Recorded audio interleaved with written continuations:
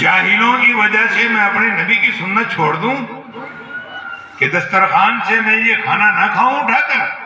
میرے نبی کا ارشاد ہے کہ دسترخوان پہ جو کھانا ہے اس کو اٹھا کے کھا لو، جو گر جاتے ہیں بھورے روٹی کے اور چاول کے۔ کہا کہ ان جاہلوں کی پڑھے لکھے سمجھے پڑھے آپ کو آج بھی یہی حال ہے کہ جو کہے جی تہذیب والا وہ ہے جو دنیا کے طریقے کو اپنائے گا، اور حضور کے طریقے کو اپنانے والے کو کیا کہیں، اسے کچھ پتہ ہی نہیں اسے بیچارے کو۔ افسوس کی بات ہے۔ اللہ تعالی ہمیں اس کی فکر اور سمجھ عطا فرمائے۔ حضرت سیدنا عمر فاروق رضی اللہ تعالی عنہ پہ وہ بادشاہ لایا گیا جس کا بھی ذکر کر رہا تھا۔ خالد بن ولید نے اس کو ہتھکڑیاں لگائی، خالد بن ولید نے اس کو بیڑیاں پہنائی، خالد بن ولید رضی اللہ تعالیٰ عنہ نے اس بادشاہ کو پیش کر دیا امیر المومنین سیدنا فاروق اعظم رضی اللہ تعالیٰ عنہ کے سامنے کہ یہ بادشاہ ہے وہاں کا۔ سیدنا فاروق اعظم نے معلوم کیا تیرا کیا حال ہے بادشاہ؟ بادشاہ کا جواب کیا تھا؟ میرا کیا حال پوچھتا ہے اے عمر بن خطاب، تیرے اللہ نے میرا کیا حال کر دیا۔ اللہ نے نہیں، تیرے اللہ نے میرا کیا حال کر دیا۔ میری بادشاہ چھین لی، مجھے بیڑیاں پہنا دی، میرے ہتھکڑیاں لگوا دی، میں تیرے سامنے کھڑا ہوں، اس کے سامنے کھڑا ہوں جس کو میں سلام کرنا بھی بہتر نہیں سمجھتا تھا، میرا سلام بھی ناپاک ہو جاتا تھا اگر میں کرتا۔ آج میں تیرے سامنے کھڑا ہوں۔ سیدنا فاروق اعظم نے فرمایا بہتر ہو تو اللہ اور اس کے رسول پر ایمان لے آ۔ یہ سب اسی کے لیے مرتے تھے، ہم تو دنیا کے لیے مر رہے ہیں۔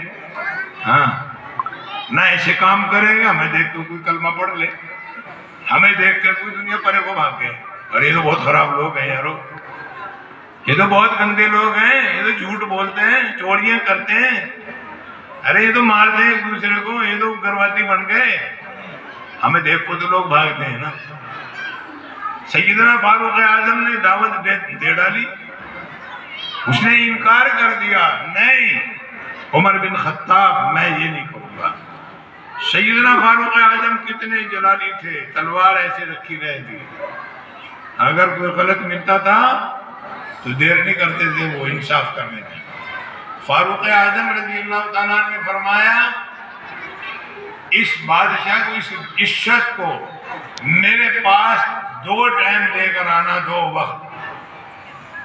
ایک تو جب میں کھانا کھاؤں گا، ہمارا دسترخوان لگے گا اس وقت، اور ایک جب ہماری دینی مجلس ہوگی، دینی مذاکرہ ہوگا، دین کی باتیں کریں گے اس وقت۔ اب وہ جو بادشاہ جس کو گرفتار کر رکھا تھا اس کو 2 ٹائم امیر المومنین کی خدمت میں لایا گیا۔ تیسرے دن یا 5ویں دن اس نے خود اعلان کر دیا کہ میں اسلام قبول کروں گا، یا امیر المومنین مجھے کلمہ پڑھائیے۔ سیدنا فاروق اعظم نے اس کی بیڑیاں کھول دی، اس کے ہاتھوں کی بیڑیاں ہتھکڑیاں کھول دی اور فرمایا بیٹھ جاؤ۔ کلمہ پڑھایا اس کو، اور کلمہ پڑھانے کے بعد فرمایا جاؤ اپنے ملک میں، بادشاہت تمہاری ہے، اب تمہیں اللہ رسول کی اطاعت کرنی ہے، بادشاہت کرو۔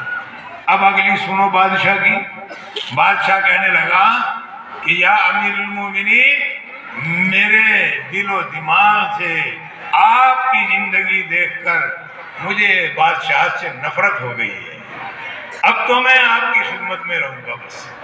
تو یہ ہے صحابہ کی زندگی، سیدنا فاروق اعظم کی زندگی، کہ جن کی صحبت میں رہ کر 2-3 دن میں ایک بادشاہ جس کو گرفتار کیا گیا، جس کی سلطنت چھینی گئی، جس سے ملک لے لیا گیا، اس کا دل کیا کہتا ہے کہ اصلی دین یہ ہے اور یہی ہیں سچے لوگ، انہی کے ساتھ کامیابی ہے۔ تو پیارے بھائیوں، ہمیں کسی کو برا کہہ کے کچھ نہیں ملنے کا، ہم اپنے آپ کو درست کریں، اپنے آپ کو پہچانیں، اپنے آپ کے اپنے معاملات ٹھیک کریں، اپنے حالات ٹھیک کریں، اپنے اخلاق ٹھیک کریں، محمد رسول اللہ سے جڑیں، محمد رسول اللہ کی مان لیں، آج مان لیں، آج ہی قدموں میں دنیا ہوگی انشاءاللہ۔ انشاءاللہ۔ اگر نہیں مانیں گے چاہے آپ کتنے خوش ہوتے رہو، جی اتنے عرب ملک ہیں جی، یوں ہیں جی، یوں کر دیں گے جی، بس باتیں کرو جائیں بیٹھے ہوئے فالتو کی بیکار کی، اب جی تیل بند کر دیں، یوں کر، بھائی کیوں کر رہے ہیں؟ انہیں اپنی عیش کھونی کیا؟ وہ تو عیش کر رہے پڑے ہوئے تو بڑے محلوں میں، انہیں کیا ضرورت پڑ رہی کوئی کہیں مرو کوئی جیو؟ یہ تو خود ہمیں اپنے آپ دیکھنا ہے کہ ہمارے حالات درست ہوں گے کیسے۔ ہمیں اپنے حالات درست کرنے ہیں، اپنے آپ کو اللہ رسول سے جوڑنا ہے، انشاءاللہ سب ٹھیک ہو جائے گا۔ اللہ تعالیٰ آج کی اجلاس کو قبول فرمائے آمین۔ اور ہمیں شریعت اور سنت پر عمل کی توفیق دے۔ یہ جو بچے حافظ ہوئے ہیں ان کا حفظ کرنا اللہ تعالیٰ قبول کرے، ان کے والدین کو، ان کو، اساتذہ کو، سب کو اجر عظیم عطا فرمائے اور ادارے کو ترقی عطا فرمائے۔ آمین۔ آپ کا ہم نے وقت لیا، ہم لیٹ ہو گئے، ہمارے